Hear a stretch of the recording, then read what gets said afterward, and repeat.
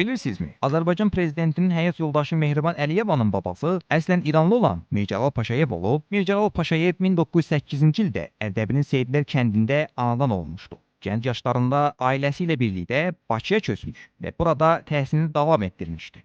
Ədəbiyyata olan istedadı tez bir zamanda üzə çıxan Paşayev ali təhsil üçün Kazan Universitetinə gedib. Elə o universitetdə də bir zamanlar Lenin təhsil almışdı. Daha sonra isə Bakı Dövlət Universitetində dissertasiyasını ədəbi cəryanlar və satirik jurnal Molla Nəsrəddin mövzusunda müdafiə etmişdi. Mircəlal Paşayev yalnız istedadlı yazıcı deyil, həm də ədəbiyyat tənqidçisi və universitet müəllimi.